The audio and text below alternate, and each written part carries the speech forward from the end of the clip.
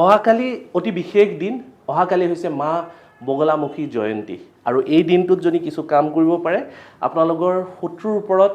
আপোনালোকে বিজয় প্ৰাপ্ত কৰিব পাৰে শত্ৰুৱে যদি আপোনালোকৰ জীৱনত অসুবিধা কৰিছে বাধা কৰিছে শত্ৰুৱে যদি আপোনালোকক বাৰুকৈ আমনি কৰি আছে অহাকালিৰ দিনটো আপোনালোকৰ শত্ৰু নাশ কৰাৰ বাবে শত্ৰুক দমন কৰাৰ বাবে অতি উপযোগী আৰু উপযুক্ত দিন হেহে কালি যদি দুটা কাম কৰিব পাৰে আপোনালোকৰ বাবে অতি শুভ হ'ব প্ৰথমতে আপোনালোকে হালধীয়া বস্ত্ৰ বা হালধীয়া কাপোৰ এখনত 6টা কল লৈ আপোনালোকে দুৰ্গা মন্দিৰ নাইবা কালী মন্দিৰত আপোনালোকে উৎসৰ্গা কৰিব পাৰে এই উৎসৰ্গা কৰা সময় যদি 11 বজাৰ পৰা 4 বজাৰ ভিতৰত হয় অতি শুভ হ'ব তাৰ উপৰি আপোনালোকে হালধীয়া খাদ্য হালধীয়া মিঠাই এনেকুৱা ধৰণৰ এটা পেকেট বনাই বিভিন্নজন অভাৱী ব্যক্তিক যদি আপোনালোকে বিলাব পাৰে দিনটোৰ ভিতৰত আৰু আপোনালোকে মানস কৰিব পাৰে যে আপোনালোকৰ শত্ৰুৰ ওপৰত আপোনালোকৰ বিজয় হৈছে শত্ৰু আপোনালোকৰ দমন হৈছে তেতিয়া হলেও সুফল পাব তাৰ উপৰি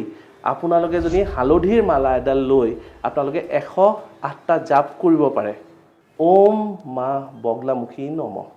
এই মন্ত্ৰটি জাপ কৰি আপোনালোকে অতি সুফল পাব কালিৰ দিনত